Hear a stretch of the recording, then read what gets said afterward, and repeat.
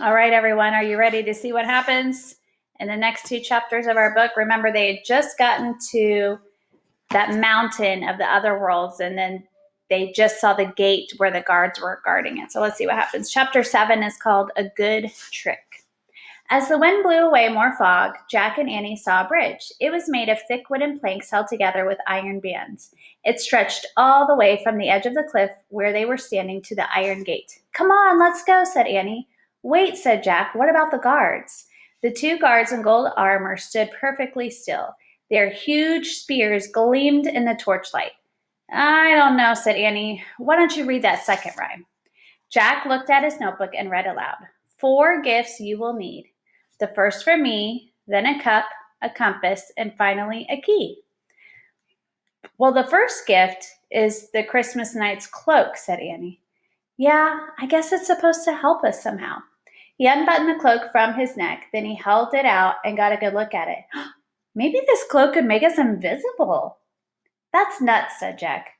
"Seriously," she said, "cloaks sometimes do that in stories." And look, there is drawing on this book, but you can see here are Jack and Annie.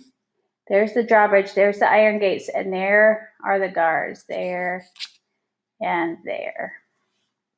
Do you think the cloak could make him invisible? Let's see. "Well, the cloak didn't make me invisible, did it?" said Jack. "Well, maybe we were wearing it wrong," said Annie. "Why don't you give it to me?" "Oh, brother," said Jack. But he handed the cloak to Annie. It flapped in the wind as she pulled it around her shoulders. "Can you see me?" she said. "Yes," said Jack, rolling his eyes. "I can see you." Jack looked back at the gate. Even if we get past the guards, what then? He wondered. The other world swallowed up Camelot's best knights. King Arthur said it was filled with magic and monsters. "Jack, look at me now." Jack turned to see Annie, but she wasn't there. "Where are you?" he said, staring at the darkness. "Cool, it works." "Where are you?" said Jack again, turning around. "Right here." Then he felt a hand touch his face. "Ah," he said, jumping back. "It's me, I'm invisible. I pulled the hood over my head. That's the trick." Jack felt a chill run down his spine. "Oh, man," he whispered. "Watch, I'm going to take the hood off." And in a flash, Annie was back. "It feels creepy to be invisible," said Annie. Jack was speechless. "The magic only happens when you wear the hood," said Annie. "Good trick, huh?" "Oh, yeah," said Jack. He shook his head. "That's just too weird." "Don't worry about it being weird. It's a great way to get past the guards," said Annie. "Plus, it's a way to hide out in the other world. We don't know what we're going to find there, okay? Right?" "Yeah, that's true," said Jack. "Okay. Good," said Annie. "Now stand right beside me and don't move." So Jack put away his notebook and Annie threw the velvet cloak over his shoulders and backpack. "Oh, good, it's big for both enough," she said. She carefully arranged the folds around them. Then she pulled the huge hood over both of their heads. And Jack looked down. He couldn't even see his body at all. He felt like he couldn't breathe. In a panic, he threw the hood off. "I don't like that," he said. "I told you it was kind of creepy, but if we don't wear it, we're not going to get past the guards." "Yeah, I know. And we won't have protection in the other world." So he took a deep breath. "Okay, let's do it." Annie pulled up the hood again. "I'll hold on to the hood so it won't blow off," she said. "You just think about getting across that bridge, nothing else." "But I can't even see my feet," said Jack. "You don't need to see your feet to walk," said Annie. "Come on, you need to do this for Morgan." "Right," said Jack. So him and Annie stepped onto the bridge. "Whatever you do, don't look down." As they started over the bridge, the wind whistled around them, and Jack couldn't help it. He looked down. Not only was his body totally missing, but the fog beneath the bridge was moving in a wild, spinning whirl. Jack started feeling dizzy and faint. He stopped. "Keep going," whispered Annie. Jack took a deep breath. He looked straight ahead, and then he started walking. He went slowly, step by step, toward the pale light beyond the bars of the gate. In the flickering torchlight, the guards looked like giants. As Jack and Annie slipped invisibly by them, Jack held his breath. "How are we going to open the gate?" he wondered. "Whoosh," said Annie loudly. Jack's heart nearly stopped. Had Annie lost her mind? "What are you doing?" he whispered. "I'm the wind," said Annie. Whoosh! Annie gave the gate a shove, and it swung open as if it was pushed by the wind. Jack looked back and saw the guards had turned in their direction. "Quick," whispered Annie. She and Jack moved silently through the gate. Whoosh, said Annie. She pushed the gate back, and it shut with a clang. Through the bars, Jack saw the guards face the bridge again. Good work, he said to Annie. Thanks, she said. Jack and Annie then turned away from the gate. Oh, whispered Annie. The other world, whispered Jack. And that takes us to chapter 8, called The Other World. Let's see what's inside here. The other world was completely different from the dark, cold world that Jack and Annie had just left behind. They were now standing at the edge of a pale green meadow. The meadow was bathed in warm, rosy sunlight. That's crazy. They just entered. Now they're in the sun. And on the other side of the gate, it was cloudy and chilly. There was 3 horses, one black, one brown, and one gray. They were grazing nearby in the field. On a hillside beyond the meadow, red and purple flowers sparkled like bright buttons. It's really nice here, said Annie. Yeah, said Jack. Maybe we won't need this anymore. So then he pulled the hood of the cloak off of their heads.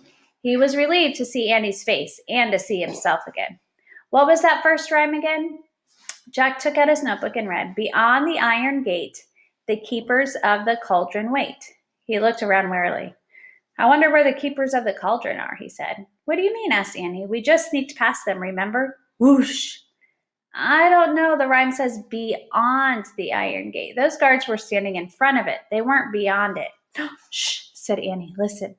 From over the hill came faint sounds of sweet, joyful music. Maybe the keepers of the cauldron are playing that music. Maybe, said Jack. He listened for a moment, then smiled. The music made him feel happy. Let's go meet the keeper, said Annie. Not so fast, said Jack. Shouldn't we be invisible again, just in case? I guess so, said Annie. So they pulled the hood of the cloak over their heads. Together they started walking invisibly across the soft meadow. They passed the 3 horses and climbed over the flower-covered hill. At the top, they looked down. Oh, man, said Jack. The hill sloped gently down into a misty green glade. In the middle of the glade, there's a band of musicians playing flutes and pipes and drums and violins. And around the band, there's hundreds of dancers dancing around in a huge circle. Those are the keepers of the cauldron, said Annie. The dancers and musicians were smiling and laughing. They wore blue coats, green coats, white gowns, and yellow gowns. They wore sparkling red slippers and hats with colored feathers. The dancers looked like people, except they all had glittering gold skin and wings that shimmered in the mist like spun silver. Oh, they're beautiful, said Annie. Yeah, they are, said Jack. I don't think we need to be invisible with them. I think you're right, said Jack. So him and Annie threw off the red cloak. They left the cloak in the dewy grass, and they ran down the hillside toward the winged dancers. The dancers actually paid no attention to them. They just kept going around and around in their joyous circle. I want to dance with them, said Annie. Me too, said Jack. It was strange, because Jack was usually shy about dancing, but he actually wanted to join in on their dancing more than anything. So he pulled off his backpack. As he set it down, he saw 3 swords laying in the grass. But he didn't even stop to wonder about them. The music was calling him. The winged dancers broke their circle and welcomed Jack and Annie into their dance. Annie held Jack's right hand, and he grasped the slender golden hand of the dancer on his left. The dancer smiled down at him. Like the others, she was as tall as a grown-up, but she didn't have any lines or wrinkles on her face. All the dancers looked very young, yet they almost seemed ancient at the same time. As Jack danced around in the circle, his heart leaped, his spirits soared, his glasses fell off, and he didn't even care. He just kept dancing. As he danced, everything in his mind became a blur. He actually forgot about Morgan and Camelot. He forgot about their quest for the water of memory and imagination. He forgot all of his fears and worries. Jack, look, Annie cried. Jack looked at her. Hi, he said, laughing and giggling. No, don't look at me. Look at there. Look across the circle. I can't see, said Jack. There's 3 knights dancing. Great, shouted Jack. No, they look awful. They look sick, Annie yelled. She pulled away from the circle and tumbled back into the grass. Jack, stop dancing. But Jack didn't want to stop. He wanted to dance to the music forever, forever and ever and ever. And here they are dancing with them. And I guess across the way is where the knights are. And those are probably the 3 knights that never came back to Camelot. Oh, that takes us to chapter 9. So that's where we stop for today, the lost knights. So remember, King Arthur sent 3 knights to the other world and they never came back. So I think what's happening is once you start dancing in this circle, you start forgetting everything that you were supposed to do. So those knights, they've been dancing for a long time and they forgot they're supposed to help save Camelot. So hopefully Jack and Annie will be able to stop dancing and can remember what quest they're on. So tune in tomorrow for the next 2 chapters, The Lost Knights, chapter 9 and 10. Remember, that won't be the end of the book. This book goes all the way to chapter 16. This is a really good book. This might be my favorite one so far. All right, I hope you are enjoying it. I love you guys, and I'll talk to you later. Bye.